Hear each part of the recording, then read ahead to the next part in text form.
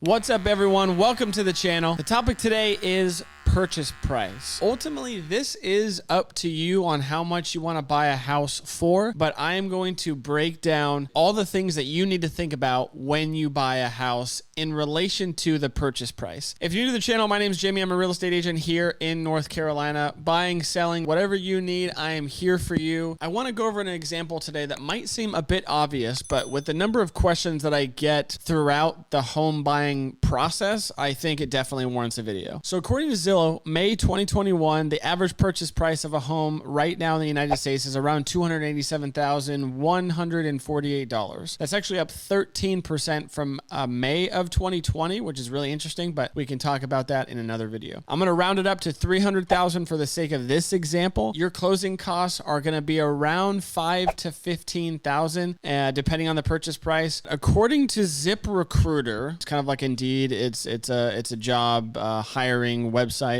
The average salary is about $60,000. So let's just say that is after taxes. So that will put you at about $5,000 a month. The average mortgage is going to be about $1,500 to $2,000. Again, that's a $500 range. That's really big, but talk to your lender and you can kind of figure out those finite numbers. I'm going to use a $1,750 mortgage. That will cut almost a third already. If you're at $1,750 for your mortgage, down to $3,250. You have to think about things like your car payment if you have one, insurance. Most Americans do have a car payment with insurance. I average that at $500 a month. That brings you down to $2,750. You got $100 for internet, $2,650. $150 for phone, brings you down to $2,500.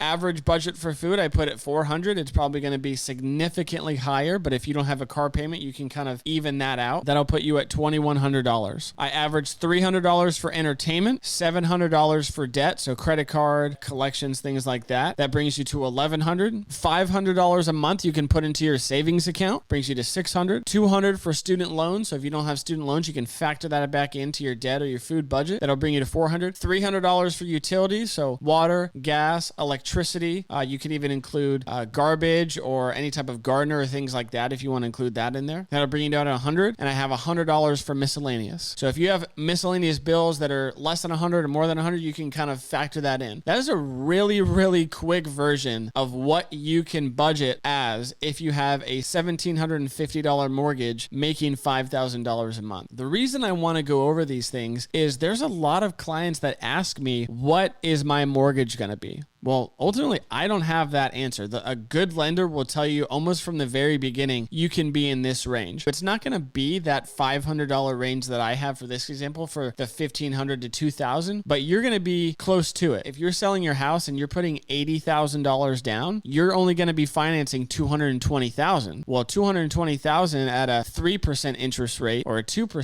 2.5% interest rate is going to be significantly lower. If you do a 15-year mortgage rather than a 30-year mortgage, you're going to be a lot lower there as well. I like to make these videos and really bring it to the basics and just remind people that there are quite a few basic things that a lot of people forget about. Things not on this list. If you move into a home and you want to get the entire thing painted, that could be $2,000 or $3,000. If you buy a house that's 15 years plus old, you might need a new roof soon. If you live in an area where there's a lot of inclement weather, you might even have it sooner than that. If you buy a house later than the 90s or 80s, you might even need new windows. If you are buying your first house and you were renting and it already had a TV and a washer dryer and a refrigerator, that could be $10,000 right there. That's really, really important. Some of these examples might be specific to North Carolina, so just talk to your local agent if you do have questions for your specific state. I hope this video was helpful, and if anything, I'll see you next video.